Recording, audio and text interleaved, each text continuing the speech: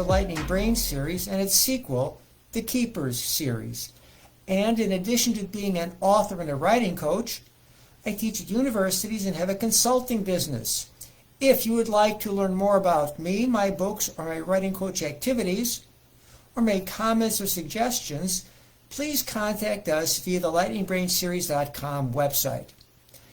The title of this video is The Shape-Shifting Generations, because oftentimes the opinions of generations are hard to pin down.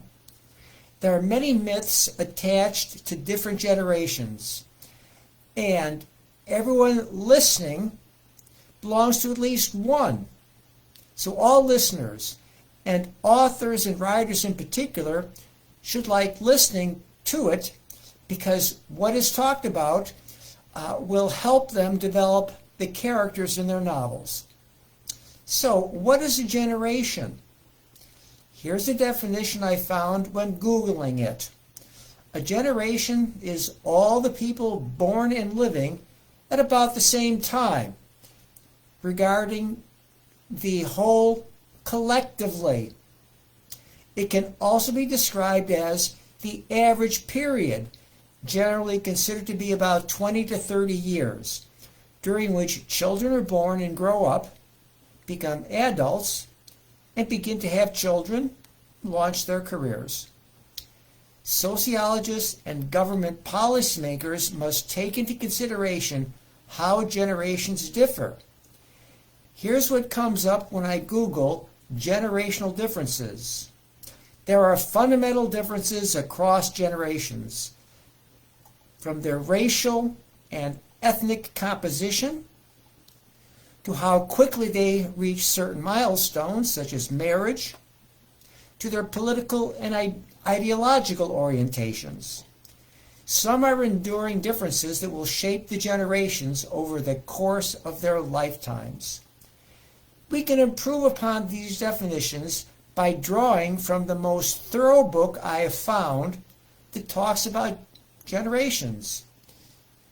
It's The Generation Myth by Bobby Duffy, professor of public policy and director of the Policy Institute at King's College London. Let me show you the book. Let's see. Here it is. Oh, let's get it the right way so you can read it. The Generation Myth. Okay?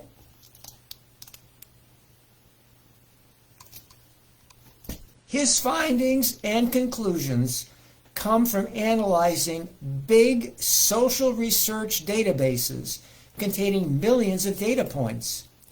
And I will begin by describing the book's framework for categorizing and analyzing generations.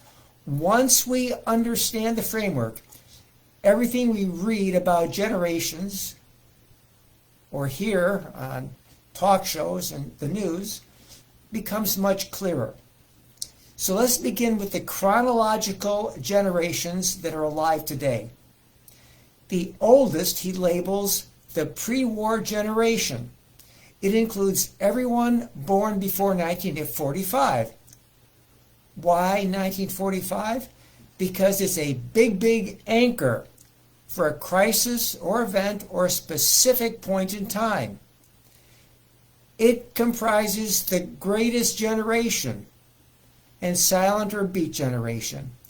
But the number of people in them is so small, the author combines them into one. Next is the baby boom generation, also known as the boomers, born between 1945 and 1964.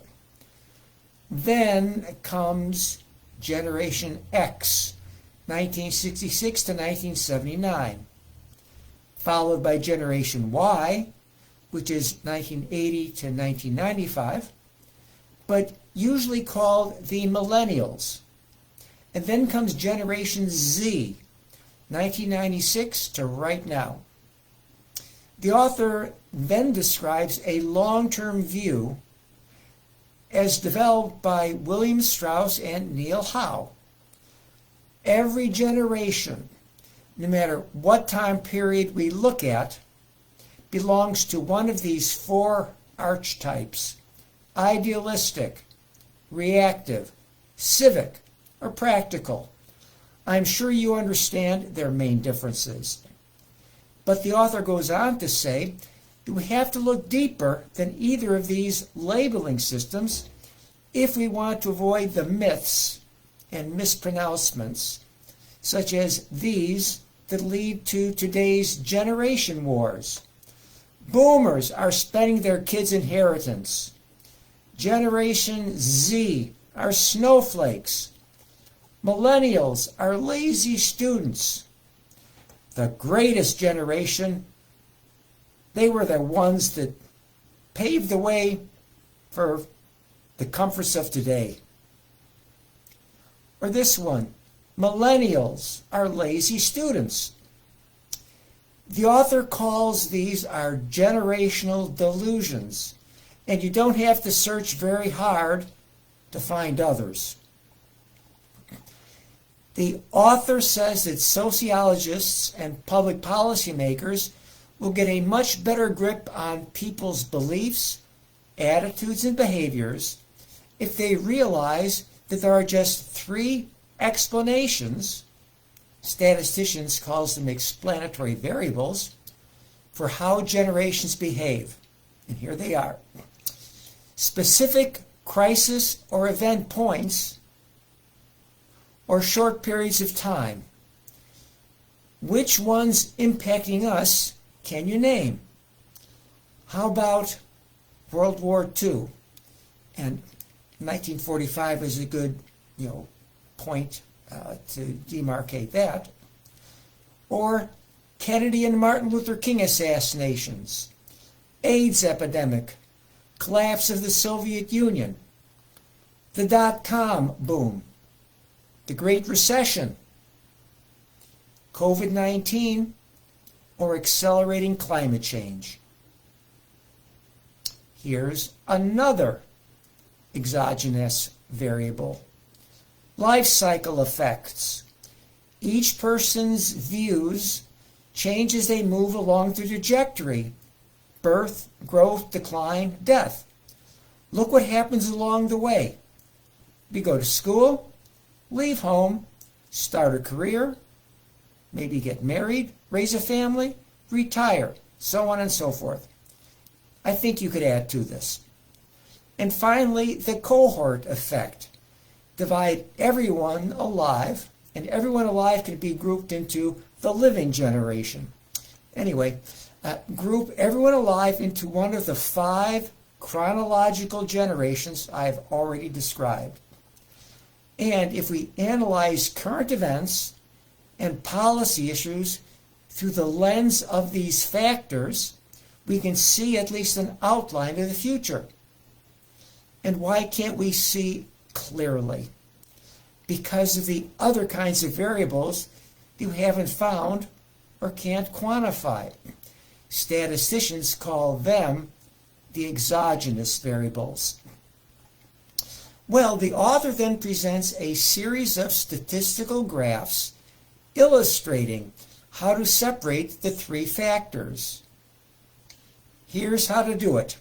First, draw a horizontal time axis labeled by years.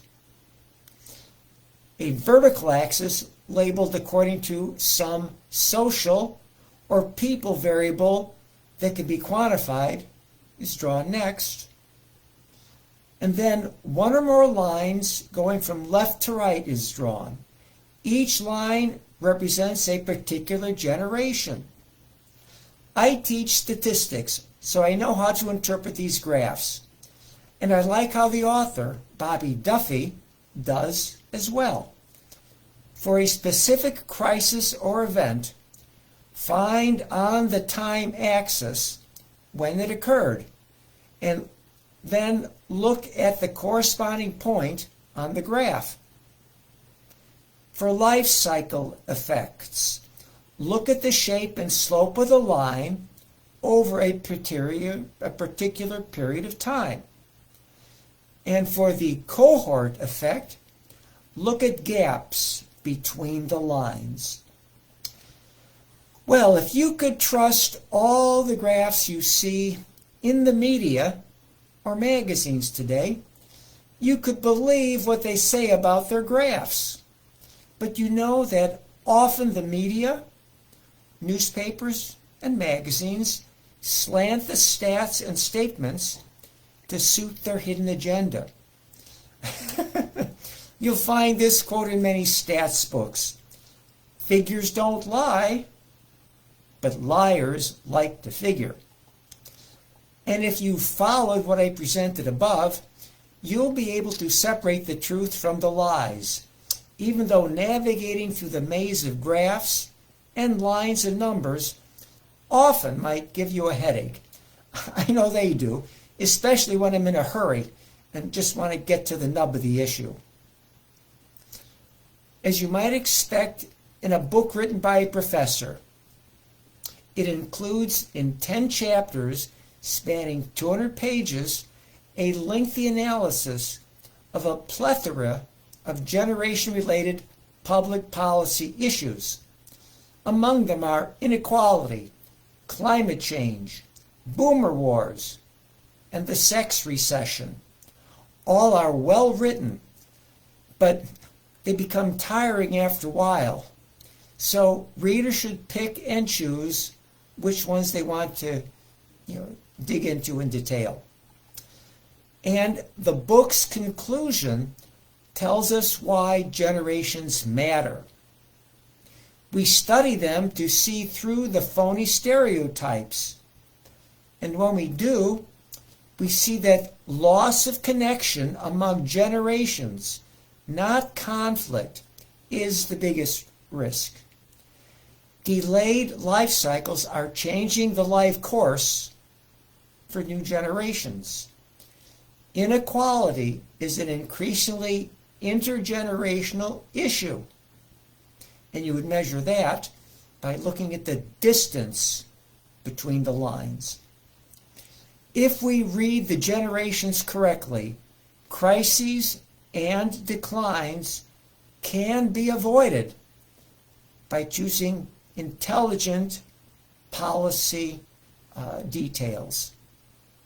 And finally, the author says the world should develop a ministry of the future, an idea borrowed from Kim Stanley Robinson's book bearing the same title. Creating one that works could overcome some of the disappointments we saw at the recently concluded International Climate Change meeting. If you would like to hear some particular policy issue conclusions, I recommend you Google those coming from the Pew Research Center, which is a nonpartisan American think tank based in Washington, D.C. And to pique your curiosity, here are some teasers. Here's the first. An example of a period effect is the shift in public views on the issue of terrorism and the priority given to homeland defense and combating terrorism globally following the September 11th, 2001 terrorist attacks. However, other shifts in opinion following 9/11 proved to be less enduring. Expressions of patriotism and unity were short-lived as the country soon entered a fractious debate over the Iraq War, and deep partisan divisions on political issues soon reemerged. Here's the second. When a policy life cycle effect is at play, differences between younger and older people are largely due to their respective positions in their life cycle. For example, young people are far less likely than older adults to vote and engage in politics. This may be because they are less informed about politics or feel they have less at stake in political or policy debates. As people age, they vote at higher rates and their level of political engagement rises. Millennials are less engaged in politics today than our older generations, but the same was true of baby boomers in their youth. Today, boomers are among the most likely to vote and participate in politics. And here's the third. In a cohort effect, differences between generations can be the byproduct of the unique historical circumstances that members of an age cohort experience, particularly during a time when they are in the process of forming opinions. In some cases, this may be the result of a period effect an older generation experienced that subsequent generations did not. For example, the younger generations of today did not experience the Vietnam War, which the boomers did, or other social movements of the 1960s and the 1970s, because they were not yet born. And for the greatest generation,